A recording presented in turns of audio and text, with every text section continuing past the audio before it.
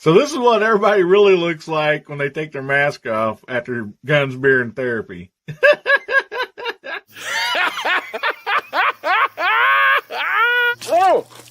Oh my goodness. Try to take a shower here, guys. Come on, get out of here. Close your eyes.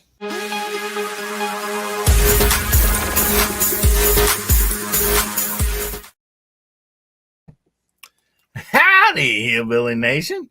How y'all doing tonight? This is American Hillbilly. Man, good to see y'all. Oh my goodness, it is Saturday night and let's have some fun. And we got the banner already going down below there. So if you want to get in the giveaway tonight, we will be giving away not one, but two multicolor skinny knives tonight. And I'll talk a little bit about why we are giving away two of those tonight. And man, I appreciate each and every one of you being out there. Sorry, I'm running a little late here. And I'm just going to, right off the bat, man, Ron 2A Matters. He gifted 5 memberships. And man, thank you, buddy. That is awesome. We got some new VIPs, and let's see who received those. Kent Woods, Pick, Calamity Dean, Nutty 357, 2345. Yep, that's it. And man, thank you so much, buddy, for doing that. That's awesome. Really do appreciate you. And for the new people here, if you got gifted tonight, we have on Tuesday night, we call it Tuesday. Anyway, we have a VIP only chat, show. And so it's at 8:30 Central. And so make sure you make it because we always have fun there. And we do a giveaway, actually, yes. And if you're a paid member on there and you're missing, say, a certain color on the skinny knife collection, then you get to choose which color you want so you can finish off that, that full collection of the skinny knives. And the VIPs, they sponsor all that. Yes, the money coming in from them is what is paying for the skinny knives. So I want to thank each and every one of them. Just can't thank them enough. But man, we got a fun show, I believe, lined up for you. Sorry, we were just a few minutes late. We mostly started at 10 after. We were a few minutes late. And so anyway, we have some great people out in the side chat, and we're going to call y'all out here in just a few minutes. But we have some awesome people in the green room too. So anyway, without further delay, let's get these fellers out of the green room before they drink all the beer and eat up all the food. So, and see what they're up to. So first we have JH586, Mr. Jamie. How you doing this evening, brother? I'm doing good, Hillbilly, and I hope you are. We got storms flying around over here, but that pizza in the green room, that's pretty good. I can get used to that. Awesome. Yeah. Since Bubba got that new job and he's not here as much bringing food to the green room, it's a lot safer to eat, it ain't got possum or something like that on it. So yeah, right, or groundhog or raccoon, like that. But I especially like that Philly cheesesteak pizza. Oh man, good stuff. It is. Yeah. Thanks for having me, man. I think we're gonna have fun tonight. Oh yeah, you betcha, man. And so thank you so much for being here. And yeah, you don't even have to be in Philly to eat that, pizza. And our buddy Bubba, man, we sure miss him though. No doubt about that. Maybe he'll get a chance to jump on this evening. Hope so. All right. Up next we have Hasbro. How you doing this evening, buddy? Hey fellas. Good to be with you again tonight. Thanks for the invite. an extremely long weekend that's not over. But when it's over, I get my butt shipped off to Mexico. So it's a double win this week. Oh man. And it's not for pleasure. It's for work. But good to be with you guys. And then next week, I'll probably be live from Mexico. So we'll see. Awesome. Yeah. Yeah, just make sure you take your own water with you. Yeah, that's no kidding. I got that bad last time. It's like never again. Yeah. I had some friends go down there and they stayed at an all exclusive, hotel deal, and they all got sick, and which is probably from drinking too much. And I was like, I told you guys not to drink water. And they're like, man, we didn't drink any water. We had like mixed drinks and this and that. And I'm like, what's ice made out of? Oh, we didn't think about that. We had daiquiris and margaritas. And it's like, yeah. Yeah, you never quite know. I think what got me was fresh vegetables that have been washed in water. Yeah. It's like, awesome. So yeah, it'll be a very strict diet this time. Some beautiful country down there, though. My goodness. Yes, man. Well, thank you for being here tonight, buddy. Appreciate you. And up next, we got your favorite gizzard and mine, Mr. Gizzard Gary. How you doing this evening? No, not doing too bad. Thanks for having me. All right. Is it safe for Hasbro to eat chicken gizzards down there? I think so, yeah. As long as he's still got all his teeth. That's the important thing.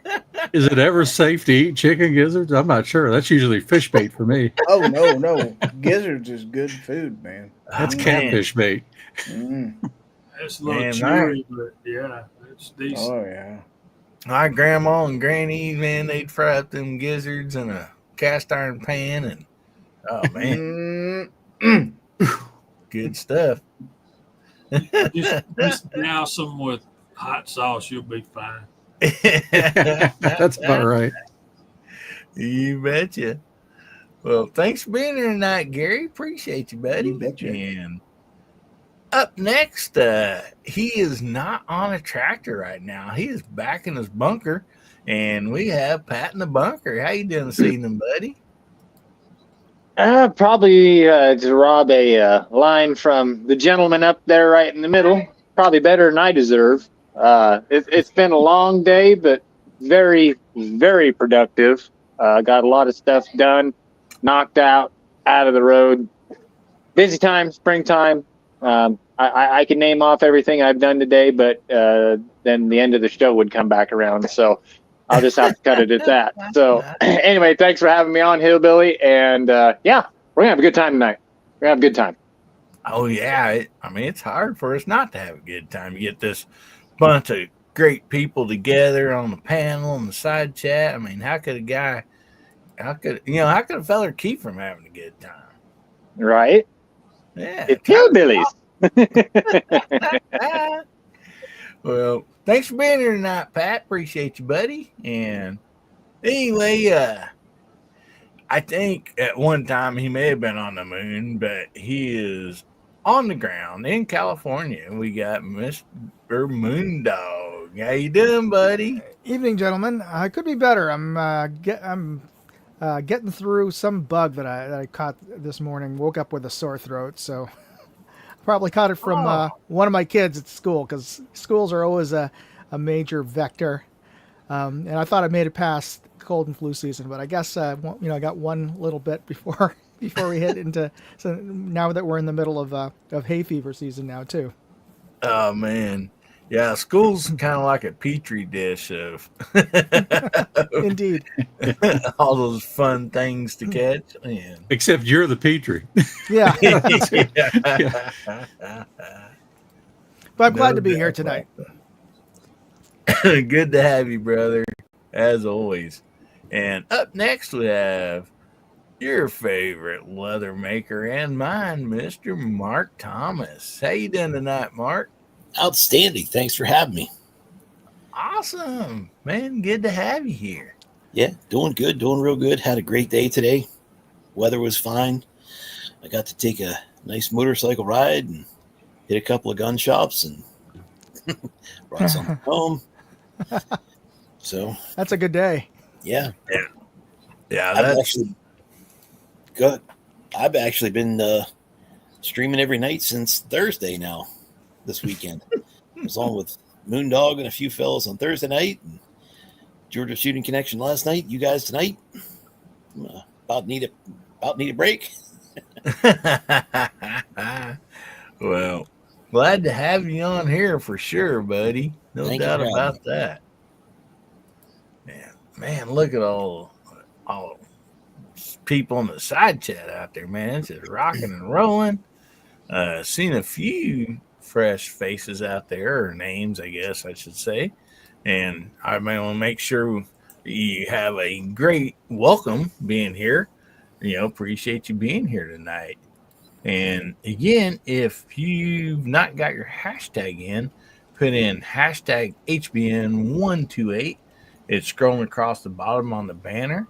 And we're going to be doing 2 giveaways tonight. And I'll go ahead. I said I would say why we're doing 2. I got on because I ordered these off Amazon and have them shipped right to your door, when you win. And anyway, I got on there today and I seen that there was a 33% price cut on them. So I assume it's probably temporary. I don't know. So I'm like, we always give back to Hillbilly Nation. And so anyway, I was like, let's give away 2 tonight then. I mean, we're getting a discount on them, then we're just going to pass that right along to Hillbilly Nation. And, so we'll make 2 people's day better tonight. Or 2 people's night better, I guess, today. Maybe that's the right way to say it. And of course, the VIPs, they're the ones that sponsors that. So, they get, a double dose tonight of getting to make somebody's day better. So anyway, I had like something come up earlier and I was super busy and I was a little late getting around and getting ready for here. And so I did not quite get a chance to get some topics up tonight, but that's okay. We're just going to have an open topic. And I know I already talked to a few people on the panel here, told them that, and they got a few topics. And so we'll start out with those and then maybe we can get, some from the side chat if we need to. And if you throw a topic out in the side chat and we don't get to it, I apologize. Not that we're not overlooking it or whatever. It'll just be a matter of, time for tonight. So anyway, Bam and Dad had sent me one earlier. It looked like a pretty good topic, but I didn't have enough time to kind of do a little bit of research on it and stuff. So maybe we'll save that for next week. And but anyway, see who Hasbro, I think you was the first one to come up with a topic, wasn't it? You there in the back chat? Yeah, I sent you the list, so you got them all. Oh, so that'll help you look like you're in charge of the show or corralling the cats. Yeah, or AKA herding the chickens. There you go. Yeah, no kidding. No offense, Gizzard.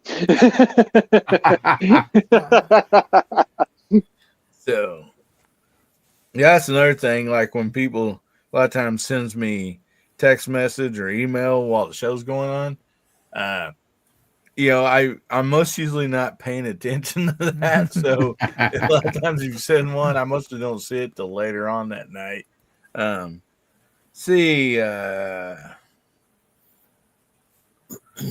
what Hasbro sent me was what firearm do you have the least mods to versus the most mods that you have?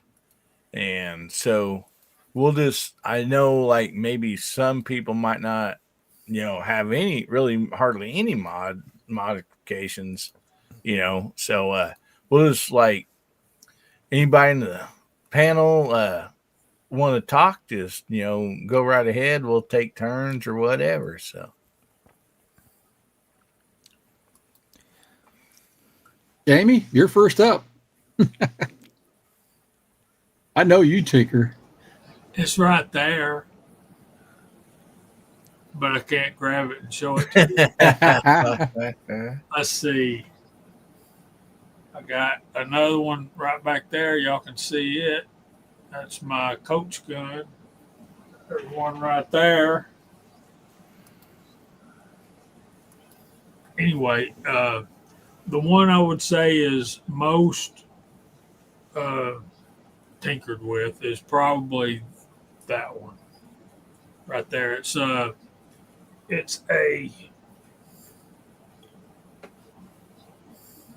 Stevens 5100 16 gauge, and I had that one back there. It's a ATI Road Agent 12 gauge 20-inch barrels, and I still hadn't got it to where it's going to open right like I want it for cowboy action shooting. I got the chambers polished real well so I can just shuck the empty ones out and they'll fly right out of there, and then you stick two more in there. But it's hard to get it to open because it was left in a Denali for 18 months, 20 months. So I bought that in Georgia. And the 5100 is one that I'd bought from a friend of mine at church. And it had the factory barrels in it. They're 28-inch. One of them's one on the left is modified. That's the front trigger, and the one on the back is the back trigger is the right barrel, and it's full choke. So it shoots so good when I'm shooting clay pigeons. I didn't want to just whack them barrels off to make it a coach gun. So I ordered another set of barrels, and fitting those barrels in that shotgun receiver was a trick. And then I've got my AR-15 and 350 Legend. It's right here. And I've done so much to that thing. It's matter of fact, I just got it put back together about 2 weeks ago from polishing the feed ramps to make it feed 350 Legend. It's got regular M4 feed ramps in it, and they're great for 5.56 and 2.23. But when you got a bigger projectile coming sliding up in there, you need a little bit more room. So I got that apart and got it polished up, and those are pretty much. Yeah, I got one more that I've done a pretty good bit of work to as well, but for the most part, the rest of them are pretty much stock, especially the older ones. Awesome. And we got a sighting out there in the side chat. Jamie, you want to count us down? That's what I was saying. There's Mario. Y'all ready? 1, 2, 3. Hey. Battle Bean himself, Pat. West Coast weirdo. Yeah, I was waiting for that. I figured it's my turn this time. You All right, I had to step away for a second because I was just running back down to do the West Coast weirdo, and I filled in for you. Yep, Gizzard had my back. Gizzard had my back. Well, it was approved by Mario, so Good. Mario approved. So, how about anybody else? Anything?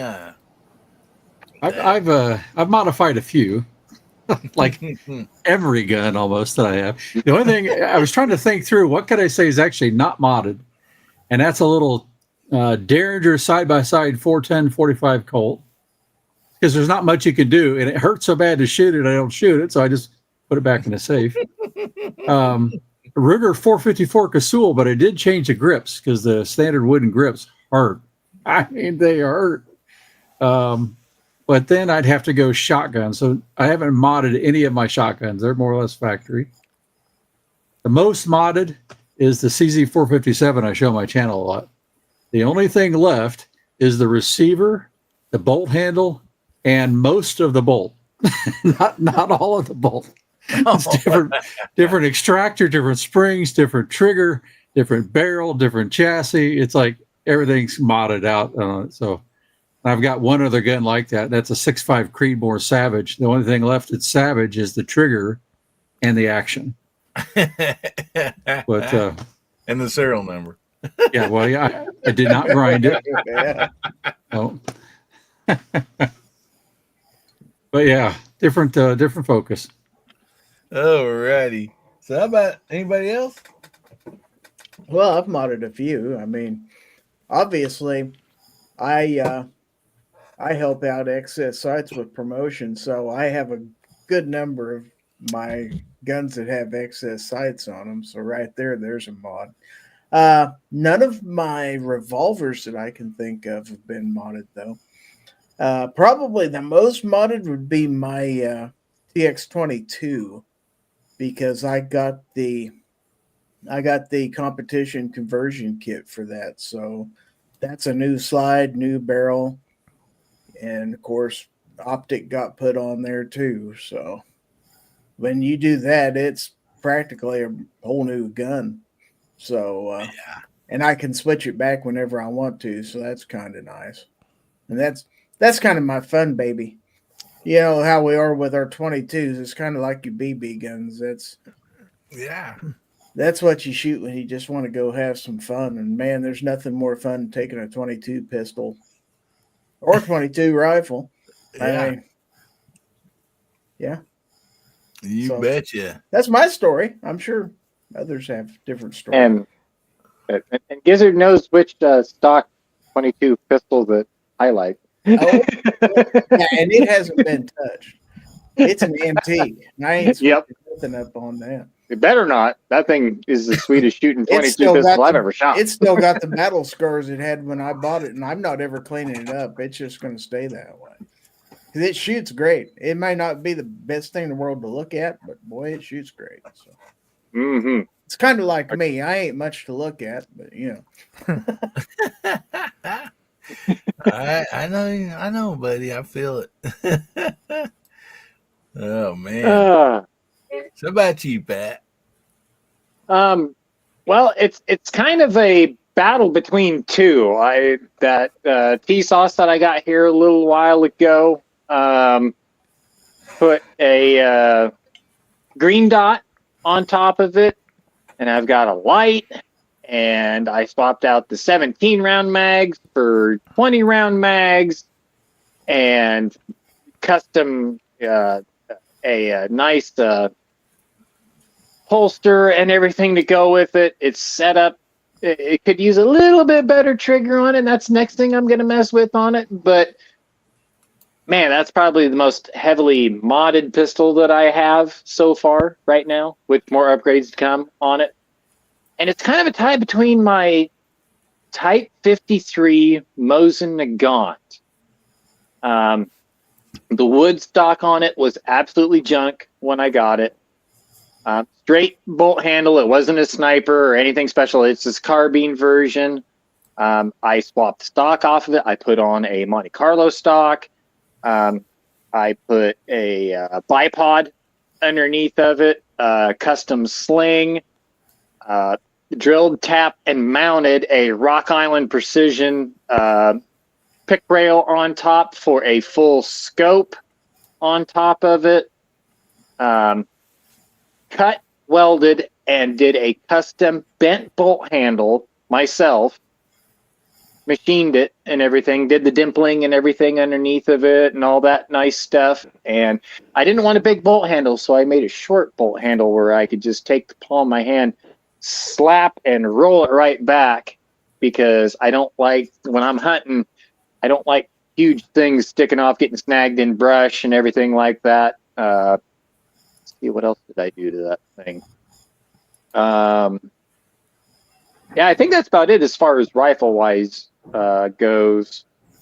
But that's the most time and effort I have into modding something, especially with drilling and tapping and putting that scope mount from Rock Island, or Rock Solid. Sorry, Rock Solid Oh, scope okay. mount. Rock Solid.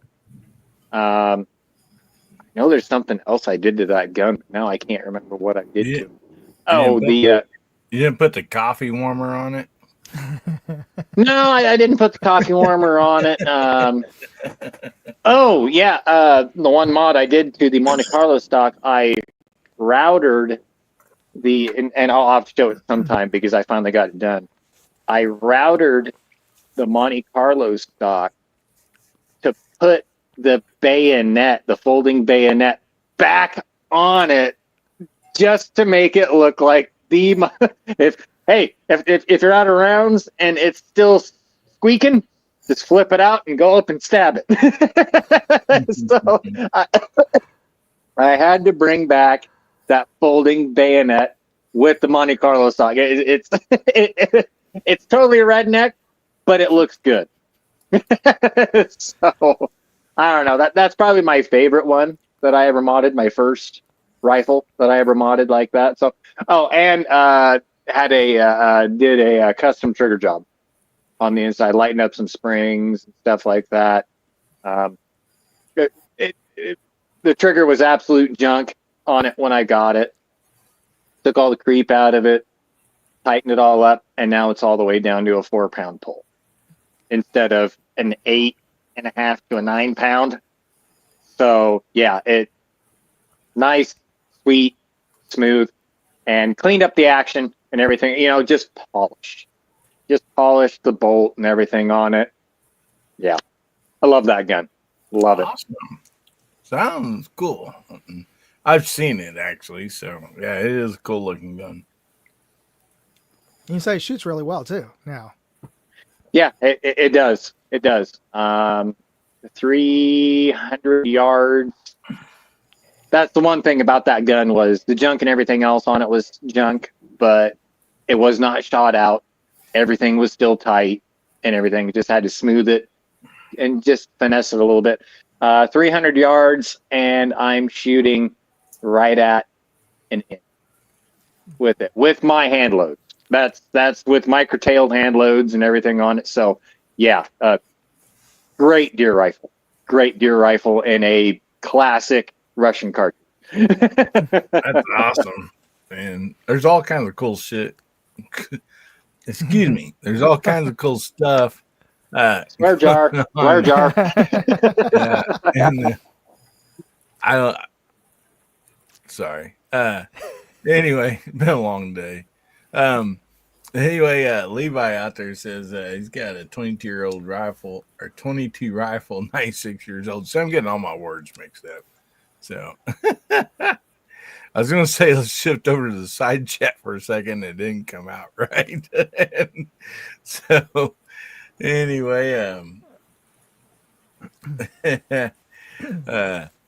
good stuff out there, guys. So Moondog, what do you got, buddy? Well, actually, most of my rifles are stock. Just part of it is I came to the realization if I was going to be doing any kind of reviews, I'm going to need to test it on stock rifles and firearms. So I stopped myself from making a lot of the modifications to like my 1022 or my Glocks or 1911s. The one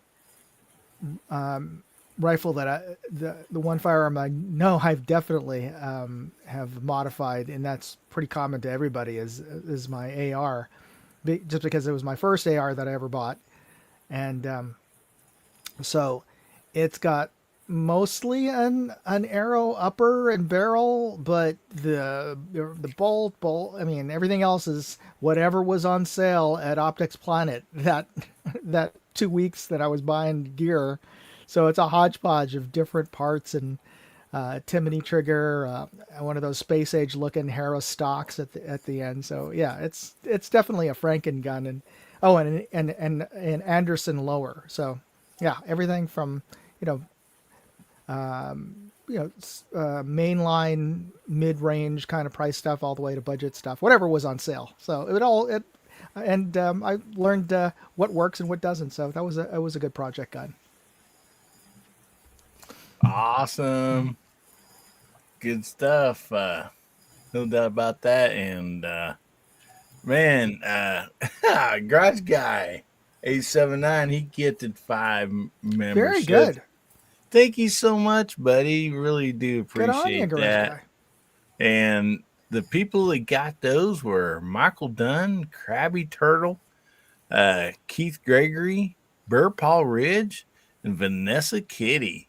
Man, thank you so much, buddy. And that's awesome. Welcome the people that got that. And if you are new, we do a VIP live just for the VIPs every Tuesday night at 8:30 Central. So don't miss that. And anyway, we always do giveaways over there. So, and also real quick, last night I was able to get Artac up over 3,000 subscribers. He's a few short and got him there. So, man, that's awesome. Congratulations on that. And thanks to the people that did that. And always double check and make sure like you're subscribed, because sometimes you do get unsubscribed. I've had it happen to myself. People's channels I watch regularly, and I'm like, I ain't getting no alerts for them. I go over and I type it in, go to their channel, and I'm unsubscribed. So I subscribe again, hit the little bell. So always make sure that, you kind of double check if you've not been seeing somebody's videos. And oh my goodness, looky here, Firearms and Fellowship gifted $9.99. Man, thank you so much, buddy. Really appreciate that, brother. And man, so see, we're down to Mark Thomas. Buddy, what do you got to say about all this?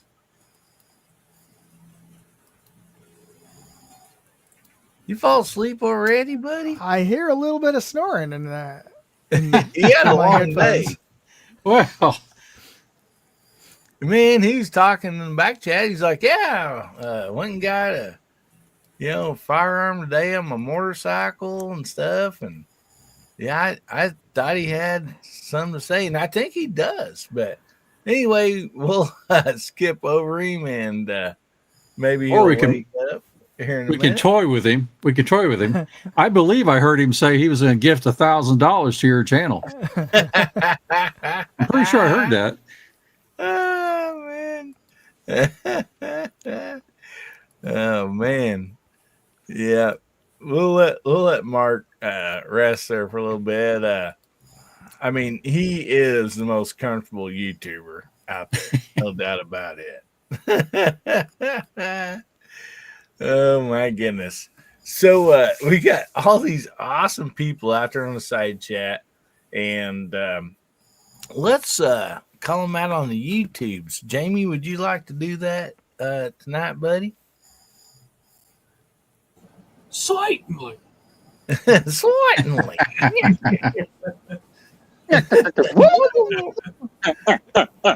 Oh my I'm goodness. glad somebody got that. What are we typing in?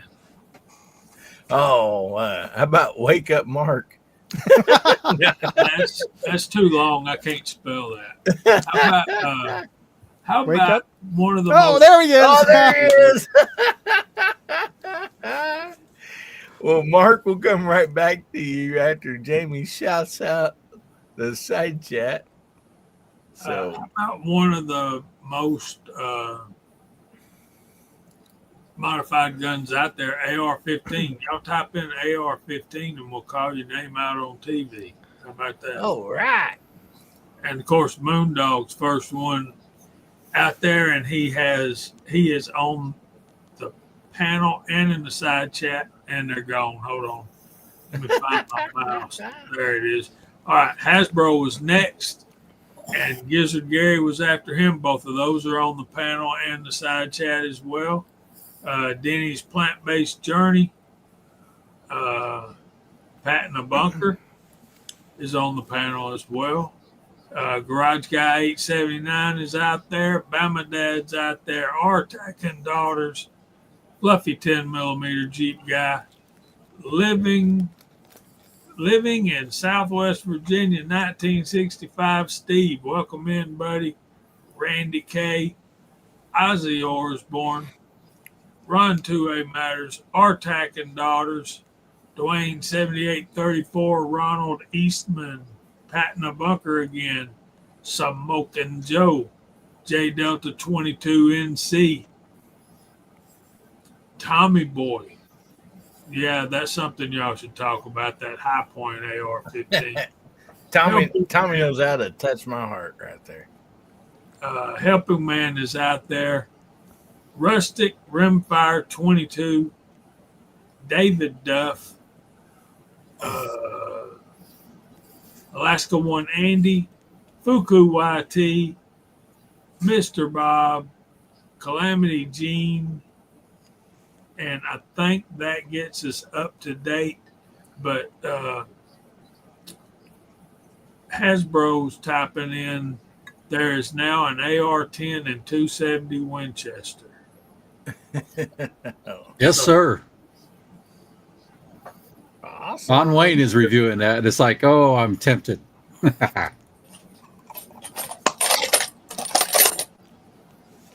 You know what that is, right? Yeah. You've been shooting. These are deprimed, cleaned, sized, and the neck tension set. I size and then mandrel neck size. Yep. In a separate step. But those I do that for all my long range rounds. Yeah, those are ready to go in the dry tumbler to get the lube off of them. I use the alcohol lanolin lubricant mix to size those. So that's where we're at. I've been watching Alabama Reloader. He got me wanting to get a good load worked up for hunting with my 270. After all these years of hunting with that thing, I've been using Winchester factory ammo, and it's been working great. But it's a shame that you've been reloading as long as I have, and you've not worked up a hunting load for your favorite rifle. Now, my 350 Legend and my 35 Remington, I've got good loads for those. But by hunting season, I will have a good hand load worked up for 270 for hunting. What do you fellers think about Levi's comment there? I know someone who has a working gun over 300 years old. That is awesome. Yep. That is really cool. That rifle I showed on the channel this week, the master gunsmith that I did an apprenticeship with to learn how to engrave, took out an original over-under rifled gun every year to hunt with. This thing was, at the time, now this is 1988, was worth $20,000. It was an original from the 1760s or so, he thought. And he hunted with it. He still has it. And it's like, yeah, to shoot something that old is just cool. Wow. That is. Working on a load for 400 Legend, and then Bam Dad says that's called a cannon. Oh, man. So, Mark, we didn't quite get to you earlier. We were talking about guns that, like, you've modded, and then, like, maybe, some that you have not done any mods to. I don't do a whole lot of modifications, just, some every now and then. I can't think of one that I've done too much to, or No, can't really think of it. Right. And Bam and Dad threw up a question here a second ago. And I don't know. I guess we'll let our scope expert start out with this. And you know who you are. Moondog. Bam Dad says, "Come on, can someone tell me the advantages of a 5x40x56, blah blah blah, or a 5x25 56?" Well, it kind of boils down to how good the actual glass is to start off with, because the higher the magnification sounds great, but if the glass isn't inherently very sharp, or if it doesn't have good ED coatings to reduce the chromatic aberrations, all you're going to get is a bigger blur. So yeah, he says it's both. I assume both of them's Japanese glass. that's a good start. Commented. Yeah. So generally, I've found that the higher the magnification is, you're gonna generally have a tighter eye box even at the low end. So it depends on what your priorities are. If you're looking for a long range performance, the higher magnification is going to be better. But if you're hunting, you have to bring the scope up, you want a little more generous eye box. Or if you're doing NRL style where you have to move positions in a competition, you want a little more generous eye box. So it depends on your priorities. But either of them could, if they're made by the same company, or if they're about the equivalent Japanese glass, they both sound, just from those numbers, might be perfectly fine. I think those letters after the magnification, I think that signifies what kind of reticle it is. Indeed. I think that would be paramount to your use, what you're going to use it for. I know Bama Dad, I know what he's doing, so I would have to look at both of those reticles. And for range, those Christmas tree type reticles are a big advantage if you can learn how to use them. Some people don't go to the trouble to learn how to use them, and they become clutter in the eyeball. And that's, if you got it, learn to use it, and it'll be a big advantage to you. If you're not going to do that, then a plain and simple reticle is better. Yeah. And you're talking about the Christmas tree and stuff, the kill box, KIL, is that right, Moondog? The KL, just the KL. KL, okay. That, I think, hunting, that would be a tremendous advantage, but you also need your eye relief. Eye relief, what good is a scope if, you pull it up and you got to try to get that box, full box, and so I totally agree with you guys but yeah, I really, really like that style of reticle. I think would be for a hunting, or and I want to say that also on an AR, too. For distances, and so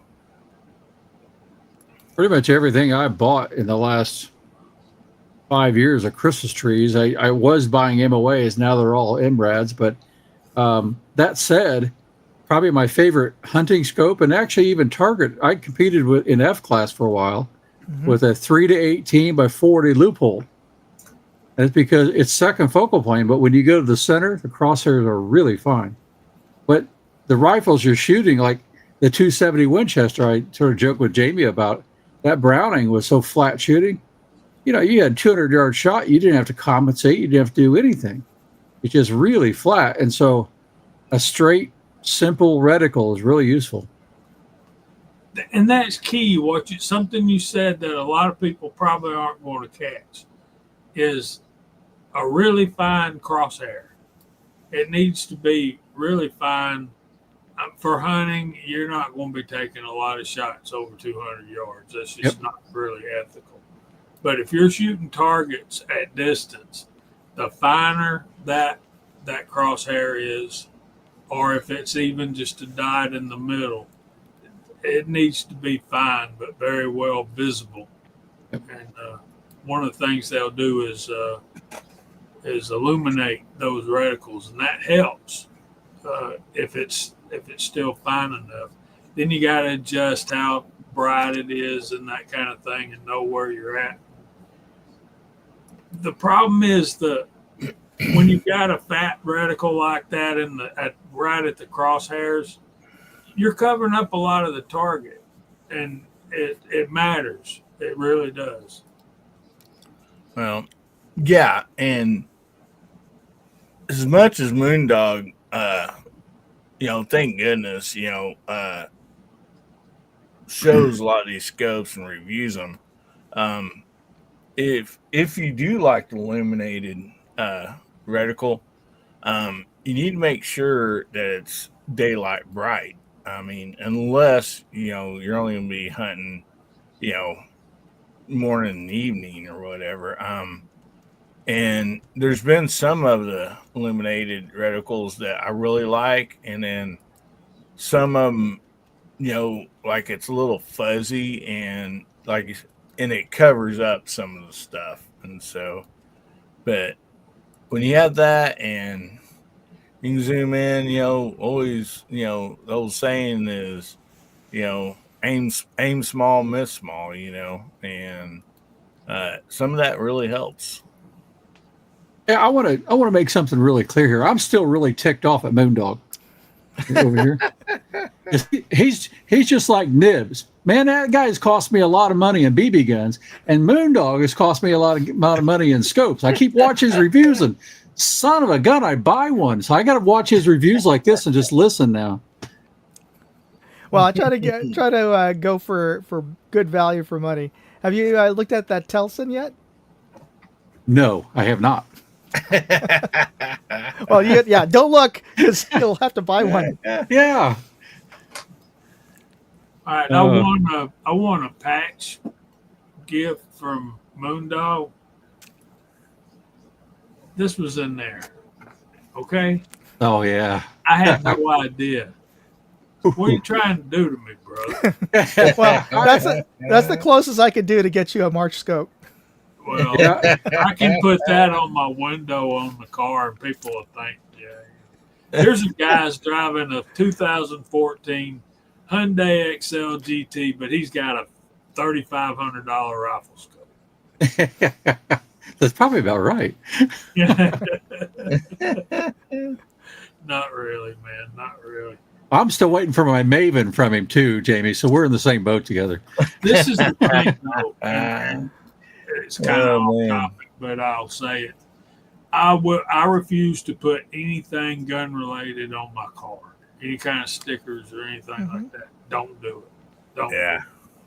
Yeah, and for goodness sake, don't put a church bumper sticker on there and then flip off somebody or cuss somebody out on the road either.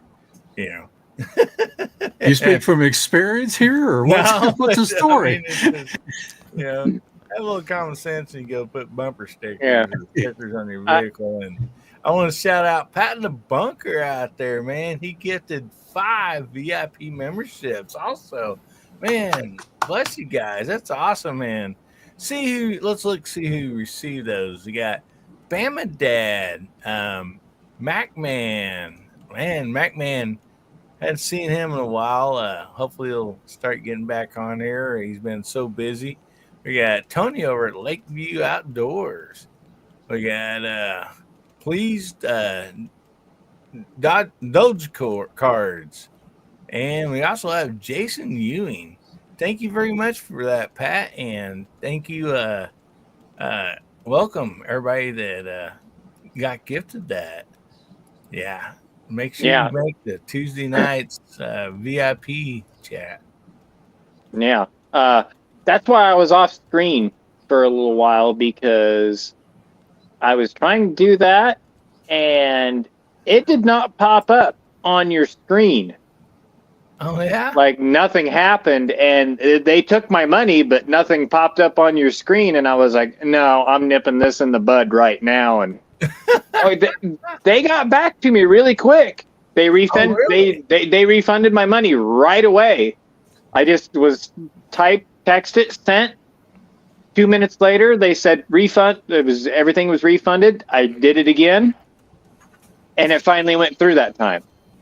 So I don't know what happened, but yeah, it did not come up on the screen, and I was like, I'm not going to pay for this if people ain't going to get the use out of it. Yeah, no kidding, no gun it. Yeah. So anyway, yeah, not a problem. Not a problem. Well, No now biggie. there are times, if it's a small enough group, that there's nobody out there that's eligible to receive them. Yeah. Yeah. And if that's the case, I believe Oh, really? YouTube will wait like 5 minutes or something like that, and if there's nobody to give them to, then it refunds your money. That's how does that it? works. Oh, okay. Well, I did type them back as soon as nothing came up on the screen. That's why I went dark and shut everything down, and I was texting, and then a couple minutes later they refunded it. So Right. I don't. They're gonna refund it in 5 minutes if they aren't giving Okay. it back. Okay. Well, I just wanted to get that email sent out to them and be like, hey, what's going on here? Because you took my money and nothing happened. A lot of times in Hillbillies chats, everybody's already a channel member. I mean, right? I mean, you look at all the color out there in that YouTube chat. Most of them people's channel members out there. Definitely after tonight they are. Yeah, that is a perk for the paid channel members. They get a 10mm wrench out there, and everybody can use a 10mm wrench. Yeah, well, I didn't know that damn thing was metric. Yeah. That's it. I'm dropping my membership. Yeah. Everybody can use an extra 10mm wrench. I mean, that's the one that always gets dropped. And yeah. America, 9/16. I agree. Yeah. Well, let me say something about my dad. I got. Ooh, look at that! I got several of these. Now that might be something you would. That might be something you would put on your car. I ain't putting that on my car. Hey, that better be 1,000 yards away. Yeah, you better. Yeah, don't break in my car, please. There's not that there's anything in there worth stealing, but there certainly ain't nothing in there worth getting shot about. So there's that. Anyway, guys, I'm going to take this opportunity to gracefully bow out and get ready for church in the morning. We're going to be talking about Daniel chapter 7, starting in verse 15, I think. We've been studying end times prophecies, and I'm learning a lot. So this is pretty fun. So if y'all would excuse me, I'll bow out and beg y'all to find a place to go to church in the morning. You'll be glad you did. And thank y'all for putting up with me. Well, Jamie, thanks for being here, buddy. And you want to give us the cliff note on that, what you're studying real quick before you go? That's something that don't come with cliff notes. Amen. End times prophecy ain't no quick and easy thing, but basically, let's see. First comes the rapture. This is my belief. You can interpret it for yourself, but rapture comes first, then the first 3.5 years of tribulation, then the abomination of desolation, and that will mean the Antichrist will set up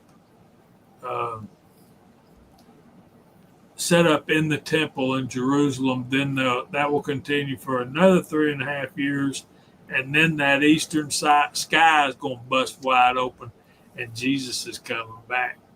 And we're coming with him because we'll be raptured out. And, there's a lot of talk between pre, mid, post tribulation rapture, and you'll have to you'll have to talk with the Lord yourself and figure that one out. I ain't got quite there yet, but Yeah. Yeah. And if I'm not mistaken, the are definitely horses in heaven because we'll be riding a horse. when we come back, yeah. Yep. And y'all hear about this millennial reign after Jesus comes back? He's going to set up his kingdom for 1,000 years. Well, that 1,000 years is just the beginning. That's just a time that the devil is going to be locked away. And then he'll come back and he'll have a short time to kick his heels up. And then him, death, and hell will be cast into the lake of fire. So that's my understanding. Well, Then comes the new heaven and the new earth, and God will be present with us on the new heaven and the new earth.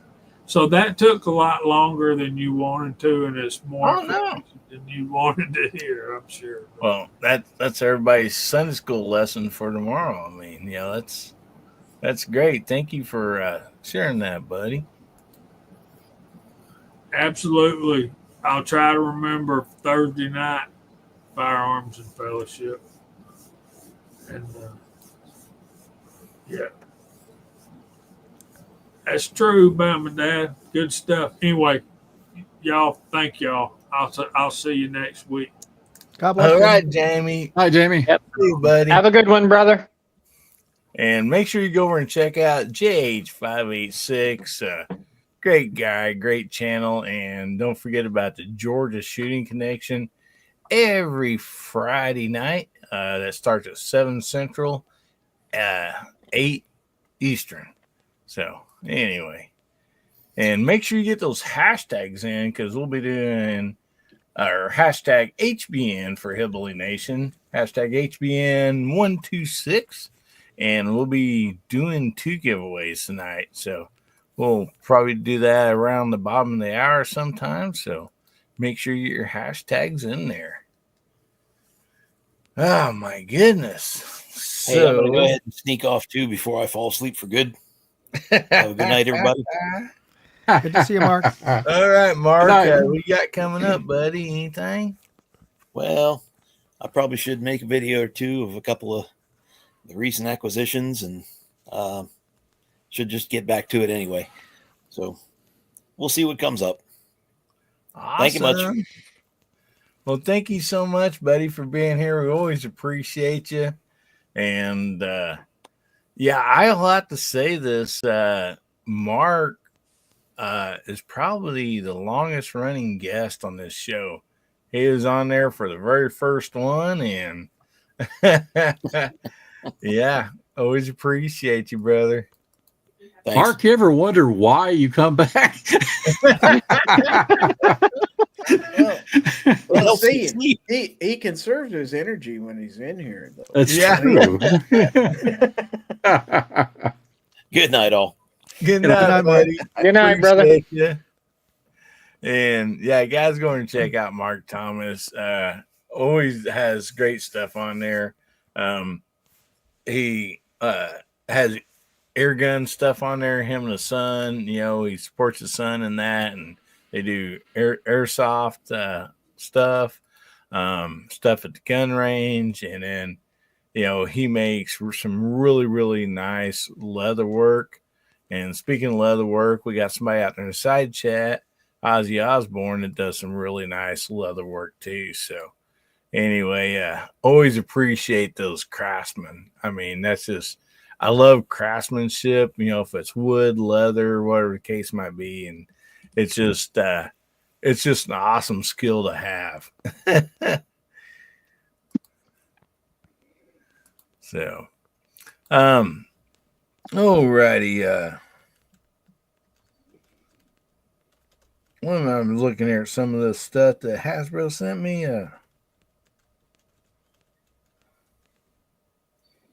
so we'll be coming up on the giveaway here in a little bit. Let's go ahead and go with this one.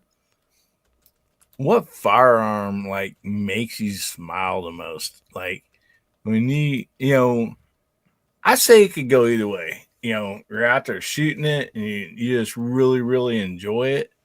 Or maybe it's something that you don't shoot very much, but it's what might be considered like a barbecue type, firearm to where, saying that it's like something you just really enjoy showing off, you're something you're really proud of. So I think that would go either way. So Pat, we'll just start down with you and work our way back around, buddy. Probably the one that brings the biggest smile to my face. It's nothing fancy. And I don't shoot it that much. I literally just got it fixed back up here about 6-7 months ago, and I just shot it just to make sure it was going to work again. My pheasant gun that my dad gave me years ago. I was about 12 or 13. Started pheasant hunting. We clay shot quite a bit with it just to get us follow targets and stuff and lead, know how to do the holds and everything. Remington Model 11 shotgun, and you could go in there and change the bushings and stuff in there for high brass and everything on the spring and everything. Whole barrel comes back for clang, and everything on those old Remington Model 11s. My brother absolutely hated it because this thing kicks like a mule, and I was like, and then when I got kicked by it, I was like, yeah, this is my kind of gun. And but anyway, the shell extractor broke on it a couple years ago. I parked it aside, didn't think anything of it, and I finally went on to one of the sites, grabbed it, did a little file fit, made sure it got in there right and everything. I put that thing back together after 2 years. I hadn't shot that thing. And I realized, and just because it was from my dad, I guess, that thing brought a smile right back to my face. And I was, oh, I remember this old girl. This thing was a blast. So I wound up putting like a full box of shells through it that night, just shooting at random stuff, blowing up pumpkins and everything. And I was just, yeah, that one brings the most smile on my face just because Dad gave it to me, and I have so many memories with that one. Pheasant, quail, grouse, clay targets, and everything. It just, yeah, that every time I grab that old hunk of metal up, it's just, yeah, love it. Love it. Awesome. Yeah, most shotguns bring a smile on my face. And and we have a few deals out there in the side chat. Boomstick and I believe Levi for some reason typed in 126. Probably a fat finger on a key, I assume, maybe. So type in 120 hashtag HBN 128. We don't want you guys to miss out on the giveaways. So how about you, Moondog? What brings a smile to your face, buddy? Oh, it's I still enjoy of all the firearms. Probably a favorite to shoot is my Colt 1911. I just don't shoot it as much. One, because the ammo is much more expensive than my other firearms, and two, the range that my home range actually, we don't often get to shoot anything that we don't often get to shoot pistols because it's a sheriff's range, and we're restricted to shooting at 100 yards most nights. Occasionally, and since we RSO duty, if there are no public folks who book that night, then it's catch as catch can. Then we can go set up at 20 yards or at 15 yards to go shoot our pistols. But it's we never know when that's happening, and if I'm there for my RSO duty that particular night. So not as often as I'd like to, but yeah, Yeah, that is still my favorite gun to shoot. Awesome.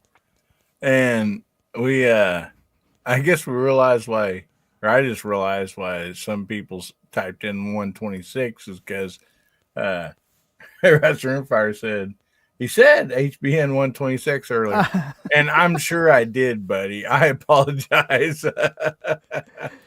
Yeah, I'm sure I did on accident. So everybody get your correct one. If you typed in the wrong one, get it in now. Yeah, just correct it and type in hashtag HBN128. And yeah, yeah, I apologize if I, said that.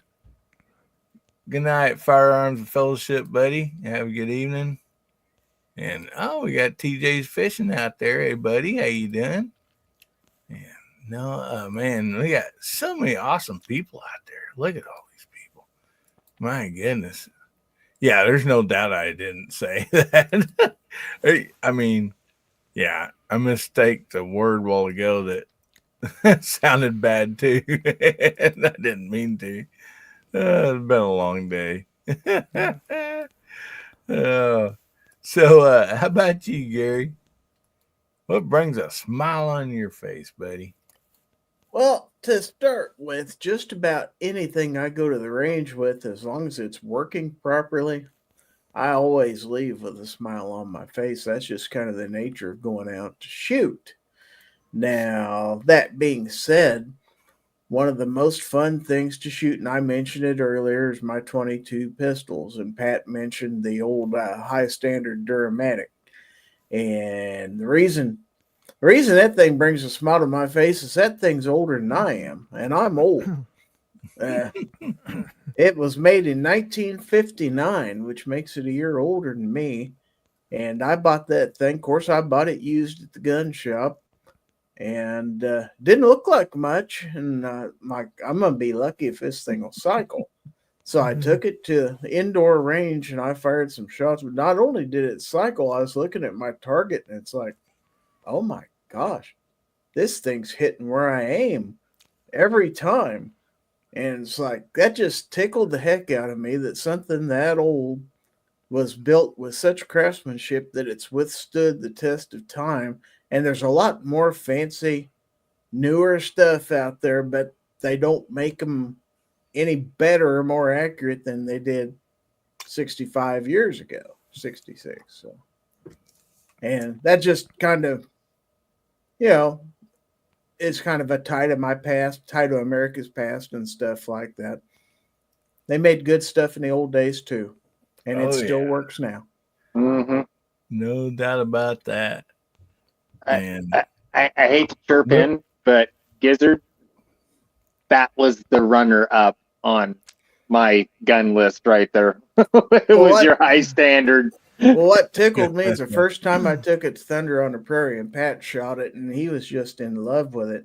And then the next year, he bugged the heck out of me. He says, make sure you bring that high standard. And every year since, I bring that just so him and I can shoot that thing.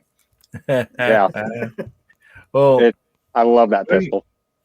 Boondog, man, I am just, my words are lost tonight. I tell you what, I just literally call Boomstick Boondog. I have no idea why. Boomstick says, I'm going to do hashtag HBN129 just in case. Yeah, just get about around, 4 of them in, a couple below, a couple above, get them all in there. And then he says, that's the one of what a 9mm ranch is. And oh my goodness. And Country Rimfire. Yeah, my eye is much, much better. Appreciate all the prayers out there. Thank you so much. How about you, Hasbro? I think I already know the answer to this, but let's hear it. Well, that one actually brings a tear to my eye every time I break it out. So it's fun to shoot, but it's hard to forget the man I built it for. I guess I won't forget him. We'll put it that way. Yeah. But as far as fun to shoot, one that brings a smile, I got a lot of guns, and it's the ones I put the most time in, probably. But believe it or not, it's my all custom 1022, the Green Mountain barrel. And that gun, it's like all I got to do is put the right ammo in it, and I'm hanging with the best of the bolt guns, including my custom CZ. It's an amazing gun, and so that's cool. I got another one that's big. This is the one that's really ticking me off right now. I got to figure out the bugs in it. And that begins with a K and ends with a D.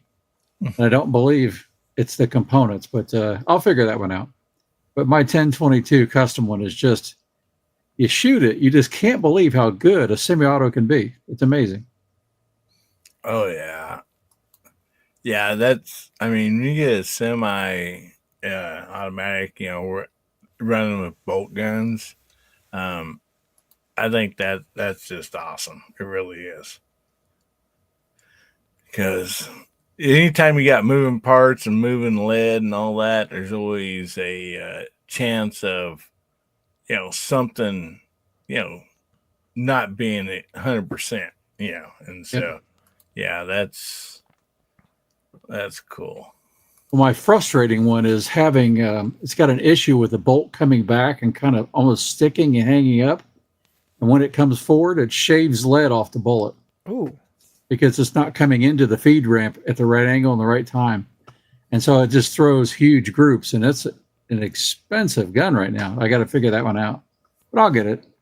Yeah, it's called a single load mag. Yeah, it's about right.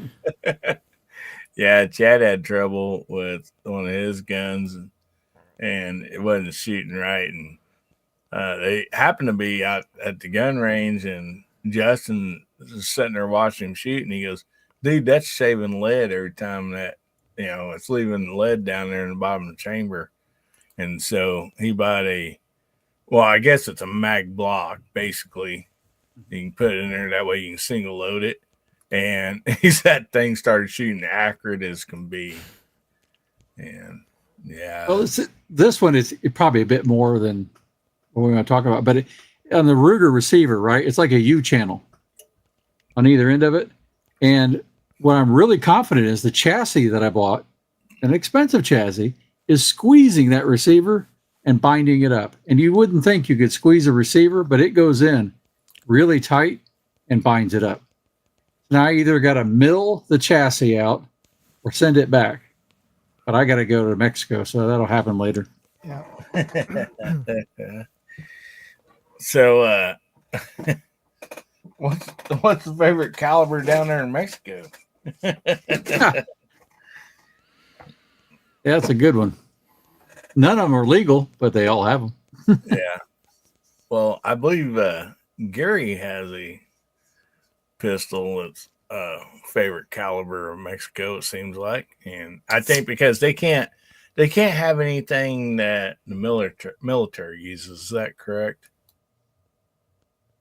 Yeah, That their military uses. exactly. What do I have? What's the pistol you bought you had trouble finding ammo for a little, I mean, not real hard, but you finally found it?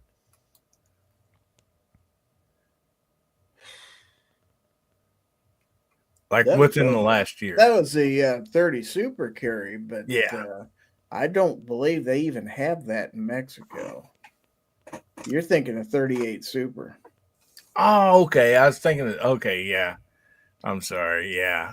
That's my bad. I thought it was the Super Carry, but yeah, it is the Super. Yeah, I don't have any 38 Super.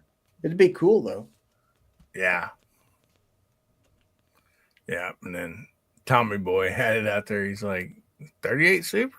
Yep. That was the one I was talking about. I just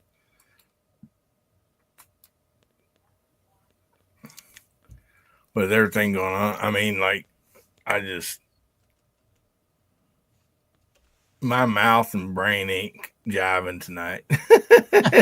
So sorry about that, folks. Yeah, it's just, you had one of those days. What they really need is a 500 mag. Yeah. Oh my goodness. So it is time to do some giveaways, folks. And like I was saying earlier,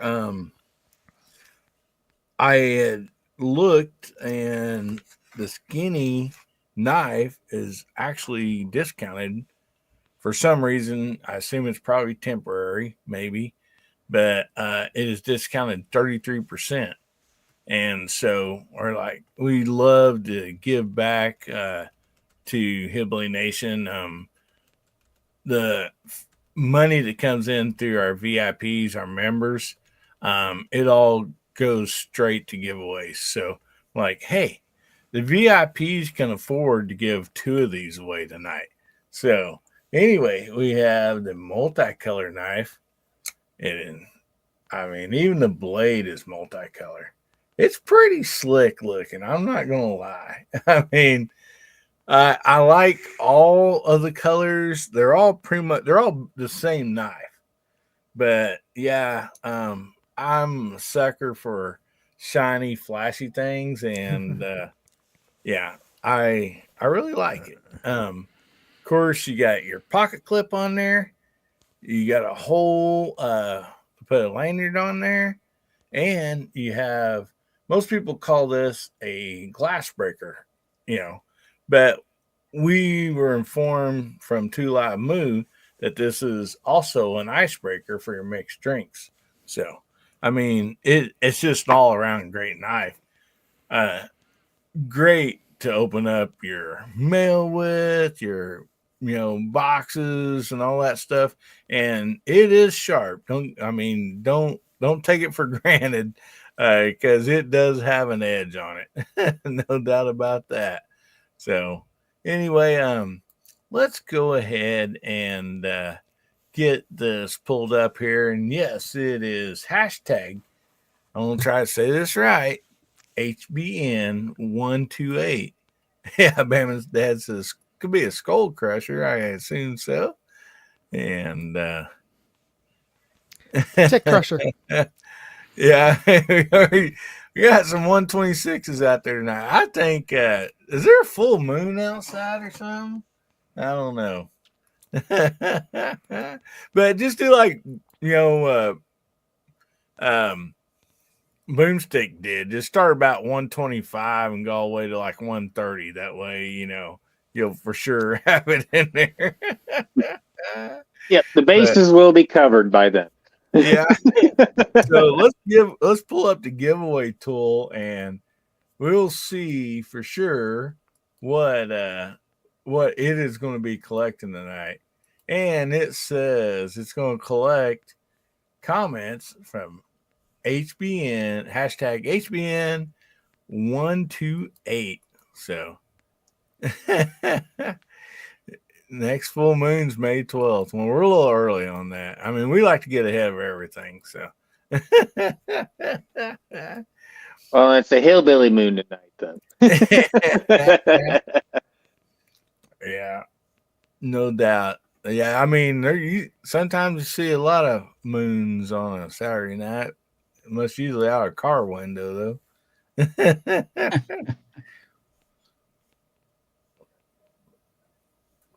So, give everybody just a quick second to get those in if you've not got them in already. And of course, I want to shout out and thanks to the VIPs, because they sponsor this. So anyway, Moondog says he's probably going to have to go here really quick. Got church in the morning. So Moondog, would you like to count us down Sure. for this giveaway, this first one? Because we're going to be doing this twice. Oh, We got okay. 34 entries so far. Oh, 35 now. All right. All right. So you just managed to get in there. All right. Let's do this. 5, 4, 3, 2, 1. All right. Round and round it goes. Only Moondog knows where it's going to stop at. Kenya Don. And I pronounced that wrong. Kanai, I believe. Good night, Don. Kanai Don. Yeah. My hillbilly brain wants to always say Kenya. they always said growing up, sound it out. And Or it's Ken, that the did not AI work. Don. Yeah, true. They It's did Ken, the not work. AI Don. Congratulations, buddy. So let's make sure you're still out there. You do have to be present to win, and I assume you are because you's right there towards the end. Yeah, I think it might have been the last one to get in. Though he might have been the 35. Yeah, I'm pretty sure he was because I was the last one put in. So When tell that us Good eye, case, Moondog. wig. There he goes. Kenai. Okay, Kenai. Okay, Alaskan. Yeah, he was telling us that one night on the VIP chat, and I'm like, I was pronouncing it, and I'm like, man, I'll never remember this. And so anyway, I guarantee if Ames was in here, she would say because she can remember. So and Gizzard says, yes, you can. So, buddy, contact me at AmericanHillbillyUp@gmail.com and give me the address and name that you'd like that sent to, buddy. Appreciate you very much. So we're going you gonna stick around for another one, Moondog, or you want to go ahead and plug your channel? And oh yeah, let me just go unplug and get away because I'm still kind of hoping to get through this cold before church tomorrow morning. We'll see how it goes tomorrow, but just want to let everybody know to check out. Hopefully, Gizzard, you'll be joining me as a guest this coming Wednesday on my live stream. Are you still good with that? Is it this Wednesday? I thought it was the 14th. Oh, okay. Well, we'll talk about that offline. Either one's fine with me, but I thought I had it down for the 14th. You may be right. I may be wrong. Yeah, I've got it on my calendar for the 14th. All right. So, well, we'll be having Gary on as a guest on my live stream pretty soon. Check that out on Wednesdays at 6 p.m. Eastern, 3 p.m. Pacific. Always a good time. We'll be usually giving away some swag from SHOT Show. And I'm also having a giveaway contest this month where I'm giving away a brand new set of Pro Hear electronic earmuffs, which I think are actually pretty good. They're compatible with Howard Light. So if you have gel Howard Light ear pads, you can pop those on, and they're actually a little bit louder than Howard Lights. You can crank up the maximum volume on the Pro Hears louder than the Howard Lights. So, nice. Yeah, I reviewed that I think 2 weeks ago, so you'll find that on my channel. And let me just post for everybody the link to the contest, and I'll also put in link for my channel. And all you have to do to qualify for that contest is check out my travel channel, Moondog Go, and subscribe to that and upload your screenshot of your subscribe button to that link on moondogindustries.com to qualify for the contest. And we'll be pulling that at the end of the month. All right, folks. I've got a review of a very low-priced LPVO coming out tomorrow. So you should check that out. It's roundabout, well, I don't know what the current price is on Amazon, but last I checked, it was about $100, but then there was one of those click to get a discount, and it put it under $100 for this LPVO. So, nice. We're checking out. Cool. Oh, wow. All right, gentlemen, it's great to see you. Hopefully I'll be feeling better by Wednesday. Get well, Moondog. All right. Yep. All right, get feeling better, brother. Thank you. All right, buddy. Good night. Thanks a lot for being here tonight. And guys, go and check out Moondog 2A. He always has great stuff over there, man. I mean, especially if you're interested in reviews on scopes and stuff. I mean, the guy does scopes reviews. I mean, just amazing. Anytime I do a scope review, and it's the same scope he has, or Cyclops Joe, I just say, well, if you want to learn more about the scope, go and check out Moondog's channel. Because, his filmings on the scope through the reticle and all that stuff is just, it's hard to do. I've tried it and just amazing stuff. And don't go anywhere, guys. We still have another giveaway coming up. So let's bring this back up to the stage. And there we have Kenai Don. I hope I said that right this time. Yep. And anyway, we're going to draw again. And I think I seen somebody actually add a hashtag. So even if you were late getting in, it will collect that hashtag. So let's give this thing another spin for a skinny multicolored knife. Would somebody like to count us down? Multicolored knife, go! Round and round it goes, only patting the bunker nose. Bear Paw Red. Bear Paw Red. There you go. Congrats. I think you're right out there, buddy. So, Bear Paw Ridge, we do have to be present to win, so please say something on the side chat so we know you're still out there. Yeah, he just posted a second ago, so he should be out there. Yep, he should be right there. Come on. There he is. Bear Paw. Yeah. All right. Congratulations, buddy. So let me write your name down here.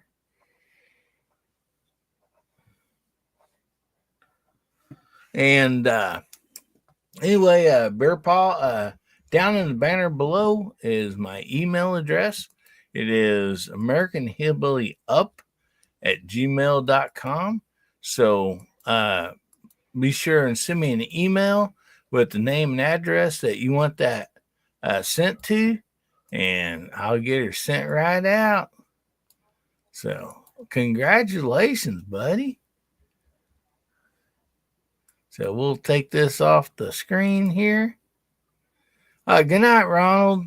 Good. Thanks for being here, buddy. Man, we just got, I don't know.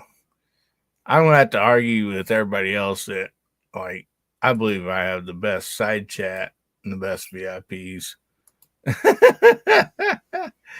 But, I'm kind of partial.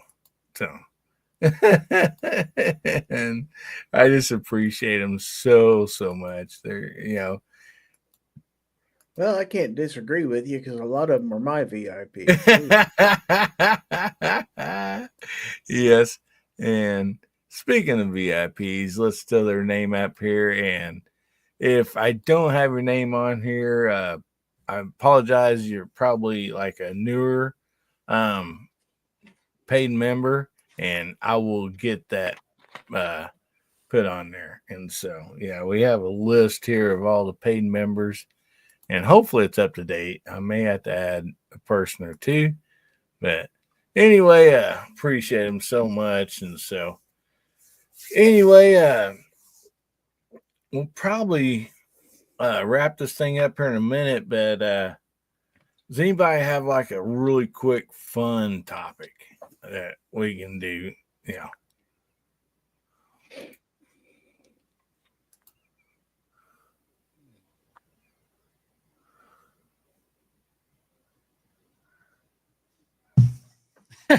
It's kind of silent there, Hillbilly.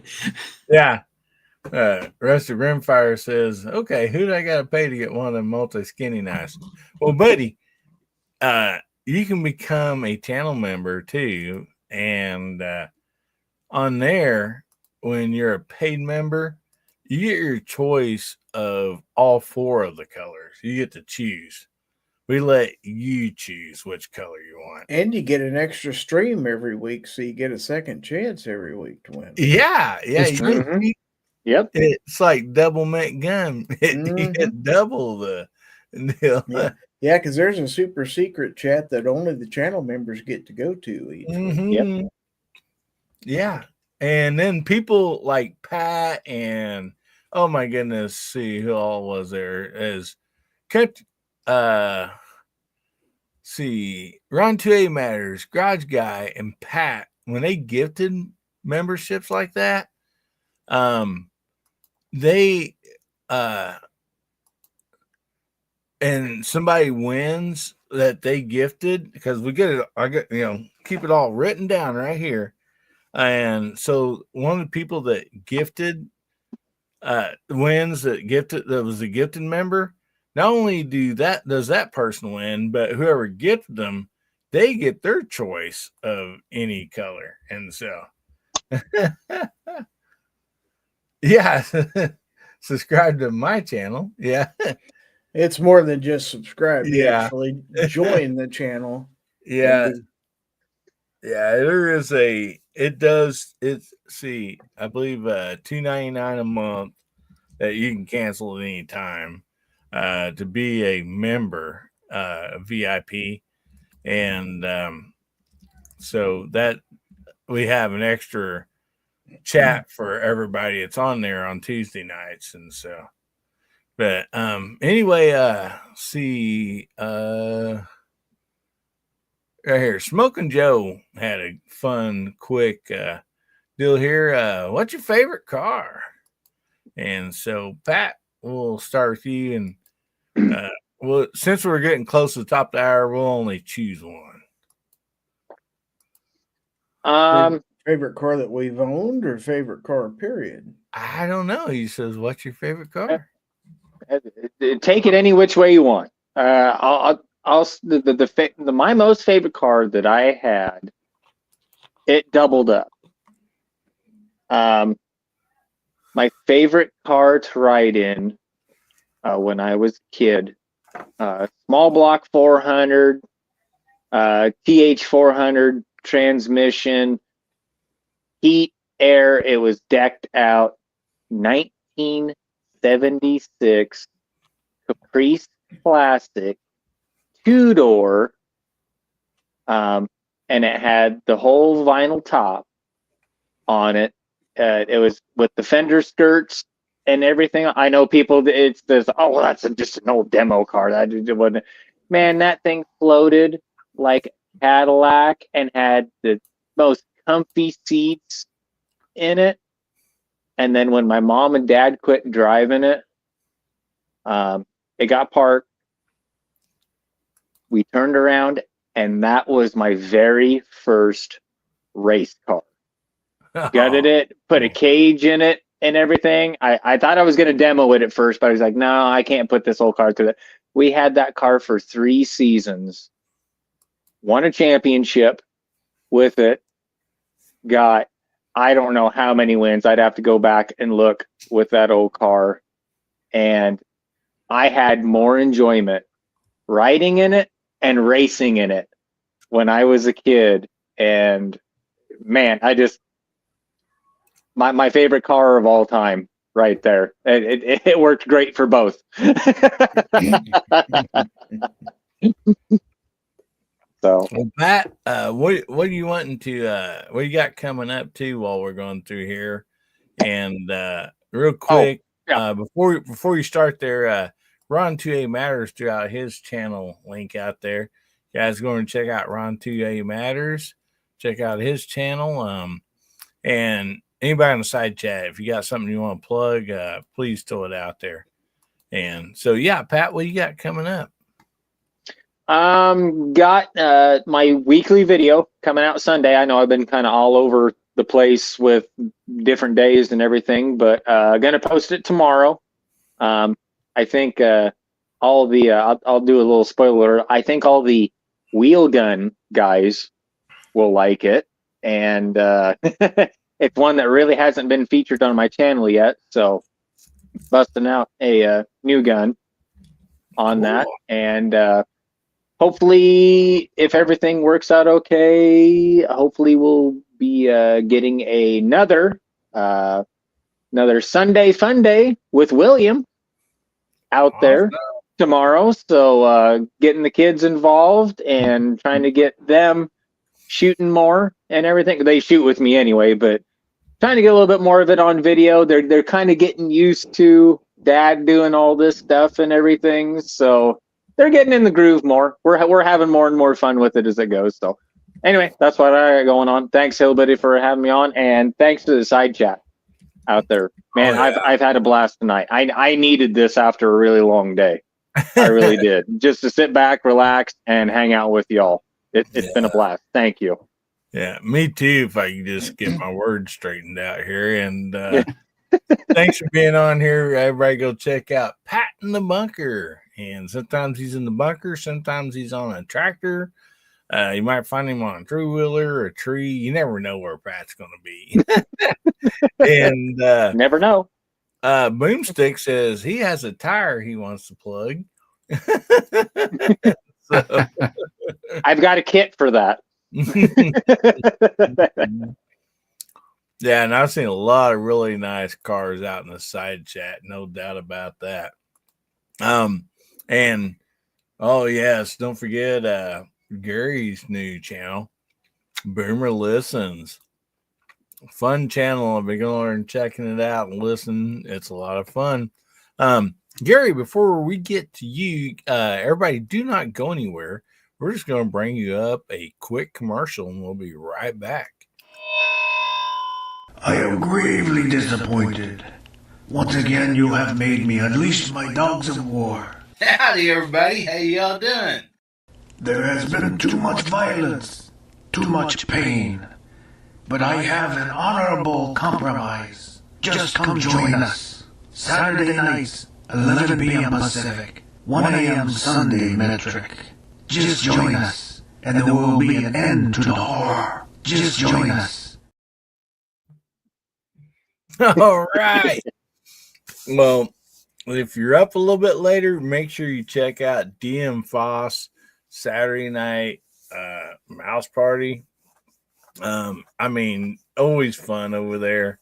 And if you can't stay up that late, make sure you watch the rewind because always a blast over there. DM Foss is such a great guy, and he has always a great panel on with him too. Isn't that right, Gary? That's right. One of the best. Yeah, there's some people who can stay up later than others. So anyway, 73 Camaro out there, Dale says, man. I mean, check out all these awesome cars out there in the side chat. So how about you, Gary? Well, the fanciest car I ever owned was one that used to be my mom and dad's. It was an 83 Oldsmobile Delta 88. And they traded this thing off, I believe, in 1990. And, of course, my dad worked the car dealership, so I knew he was trading it off. So I went down and talked to the owner and got a good price on it, and they ended up buying that thing, and I drove it for another 3 or 4 or 5 years before it finally just kind of gave up the ghost after a while. But man, back in the day, that had the power seats, the velvety red interior, it was just, for me, a young guy, I was 30 years old living in the lap of luxury to me. And I mean, it's probably not as cool as the vehicle I have now as far as the gadgetry and stuff like that on it. But back in the day, that's a nice car. And it's kind of like Pat was saying, it rode so nice because it had a nice long wheelbase to it. Not quite as long as the 98, but it was right up there. Trunk, you could get 4 full-grown guys in, I think. And 12 bodies in the trunk. Oh, gosh, that trunk was huge. And the back seat, too. I mean, you talk about the back seats in cars today, how cramped they are, not back in those days. Oh, no. You could stretch out your legs, you could just be comfortable. Mm-hmm. Yeah. And if somebody armor all the back seat, you could lift your legs and slide from door to door on corners. Not these. These were cloth seats, but Scotch guarded them. Yeah. Yeah, there you go. Oh yeah, my grandpa always had Cadillacs and stuff, and that was one of the things we as kids. We sat in the back seat, go around the corner, lift your legs, see if you can slide from one side to the other. Well, that old 73 we had, or the 72 olds, that thing you could actually put a full-size cooler in behind the front seat and set it on the floorboards. Oh, yeah, because that was my job when we were on vacations. They'd keep the cooler back there anytime anybody needed a drink or a sandwich. And Dad the beer. Well, Well, we're past the statute of limitations, and he's been gone for 26 years now. So, yes, I did occasionally hand him a beer, and I had to open them because back in those days they didn't have the tabs. You had to use the little, yeah. the opener on them. So I was well versed at that age in how to open the can. Of course, I'd beg him, can I have a sip? He said, just a sip. Don't you be drinking no more. If you open it, you got to get a sip. That's right. That's for real. Definitely. He didn't fall for the one for me, one for you joke. No, he didn't. I was way too young for that back in those days. Oh man. Oh yeah, I remember those. Go fetch a beer out of the cooler and pop it open, have a sip. Yeah, you can have one sip. That's it. Don't be guzzling. So, oh yeah, good stuff, buddy. So Hasbro, how about you, buddy? Fanciest car or truck? Hang on a second. I'm sorry, Gary. What do you got coming up? I forgot to let Gary plug his channel. I apologize. Well, like I said, I got some stuff in the mail today. I got a flashlight from Nightcore I've got to review. First thing I've ever gotten from Nightcore. So hopefully I do a good job on that. So they'll send me more. I also have a new pocket knife that was sent to me by an Amazon company. And it looks pretty neat.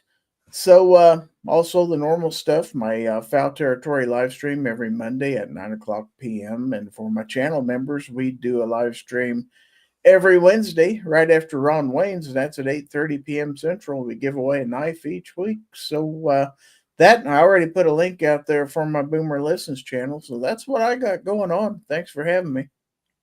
Awesome. Well, good stuff, buddy. Thank you so much for being here, guys. Go over check out Giz or Gary and Boomer Listens and subscribe. And Wednesday nights, it's a full night. We have Moondog that starts out, and then we have Ron Wayne's members channel, and then we have Gary's members channel. Yeah, we tag team one right after the other. Yeah. Yeah, and I told my wife, I'm like, well, Wednesday nights, I was like, we got all these shows going on, and she's like, does that mean you're not fixing dinner? I'm like, well, we might have a peanut butter and jelly sandwich that night or something. Oh man. Well, thanks for being on tonight, Gary. Always thanks for having me, buddy. And so Hasbro, what is one of your favorite cars, and what you got coming up, buddy? Favorite cars I've driven or favorite cars I've owned, or does it matter? He just said, what's your favorite car? So, well, if I had my favorite car, it'd be an SS 454 1970 Chevelle. Ooh. And LS6 or 5, because I could probably barely afford a 5, and I'll never afford a 6. Last time I saw one, it went for $250,000. It didn't sell at a Meacham auction. It's like, yeah, okay, right. So never mind. Mm-hmm. I'm not playing the lottery, so my odds aren't good. But it'd be a '68 Nova if I had a choice of one to.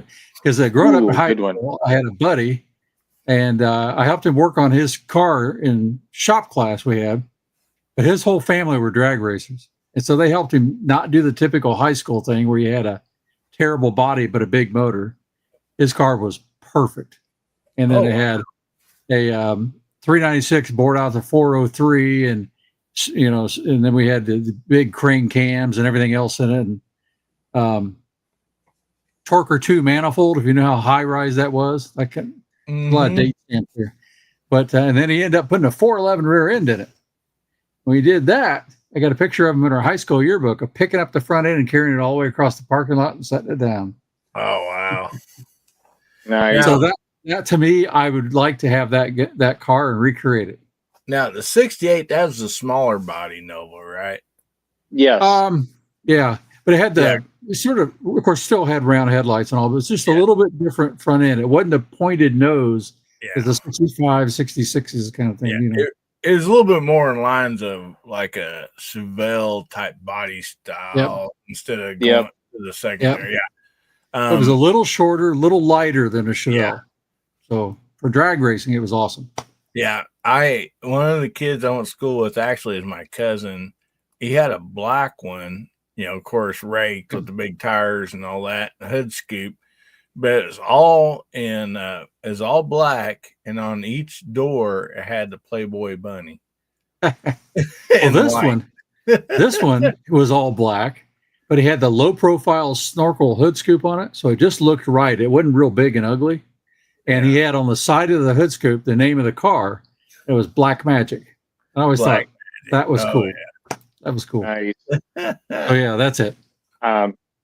Sorry, I hate to interject real quick, but in those years, the Chevelle had the double headlight versus the single on the Nova. Pretty much the exact same body style, almost the exact same trim, but the Nova would only go up to a 396 on the big block, and the Chevelle went all the way to a 454, if I remember right.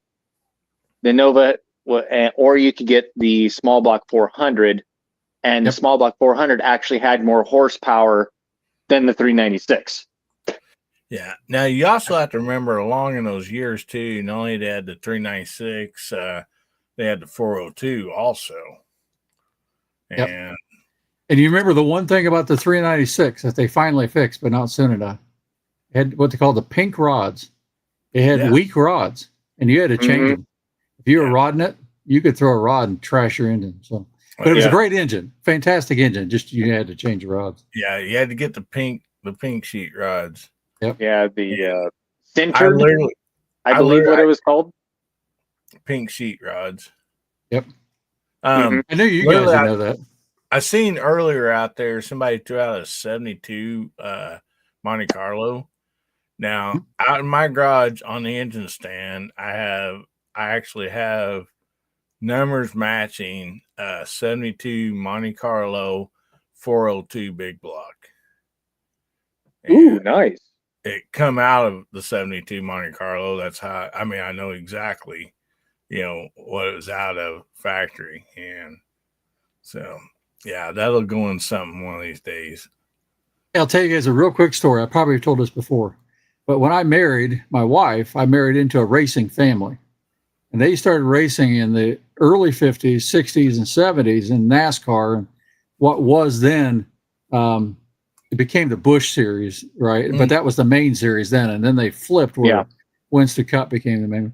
But they all raced in that. But my uncle-in-law, when we first got married, I didn't know about this till after he sold them, had two Ford 427 side oilers from Ford Racing in the crates, brand new. In this has been about 1993. He still had them, and he sold them both to buy a motorhome, and he got ripped off. Oh yeah, that's the ultimate Cobra motor, right? And those guys will pay huge money for that. Well, it's been several years since I've checked on the 427 core price. That means if you get a 427, you have to turn in a 427 block core, right? Last time I checked was probably at least 10 years ago. It was $3,500 core price just for the block for a 427. So just a bare block's worth $3,500. But he got $50,000 for two motors, and they were later on. It said it should have been $80,000 a piece. Yeah, because they were from the time just time frozen from Ford Racing. Yeah, pretty cool. Anyway, my uncle still has a 64 convertible Impala with the factory 427 in it. Yep. And then he's got a 68 with the 358 convertible Impala. Those side oilers, I guess, from what I understand, it's the Cobra guys and the NASCAR collectors that want those, because that was pretty much the only thing the full Ford prepped racing motor was for. So, Yep. Yeah. One of these times, we're just going to have to do like an extra show and just do like a, racing. Racing car stuff. That'd be awesome. Yep. So 50s, 60s, 70s, and then stop because there's nothing good at it. Yeah. Well, Agreed. I used to race nostalgia drag races. And, so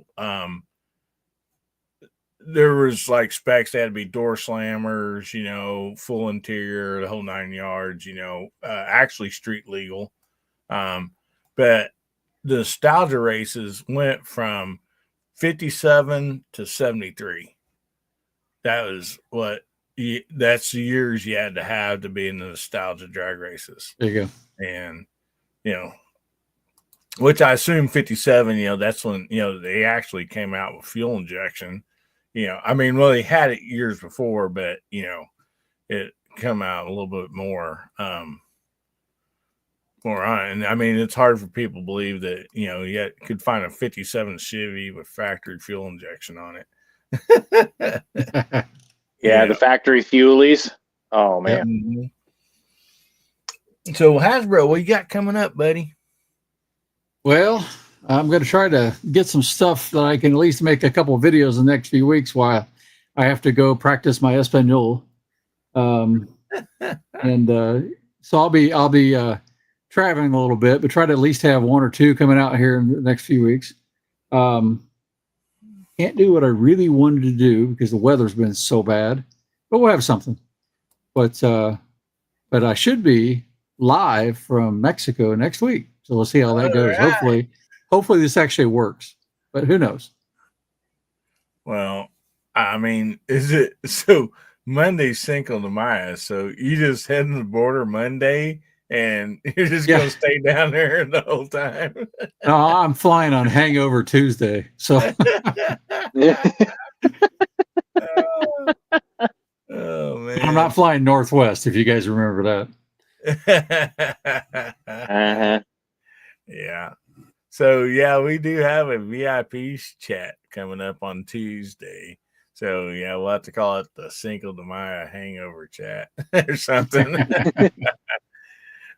Yeah, and Gary gets a live Cinco de Mayo chat on Monday. So does also I want to shout out there Ron Tui Matters. Actually, he is going to do his very first live show right before Gary's show on Monday nights. So Gary starts at 9 p.m. Central, and Ron is going to start his at 8 p.m. Central and go to 9. So they're going to run back to back on Monday nights. So, maybe we'll have 2 Cinco de Mayo chats that night. Who knows? Well, everybody go check out Hasbro, Pat, Gary. Subscribe to them if you're not already. And there's so many great channels out there on the side chat too. So anyway, oh man, Dale says my dad has a 57 fuel injection sitting in the garage. Oh my goodness. Oh man. Oh, make sure you get on your dad's good side, brother. Well, thank you all so much for being here tonight. Just appreciate and love each and every one of you. And we're going to end this show with, remember, God, family, and country. Make somebody's day better, will you? Y'all made my day better. Honestly, you all did. You have no idea. And if the good Lord's willing, the creeks don't rise, we'll be seeing you all again. We love you, Hillbilly Nation. Everybody say good night.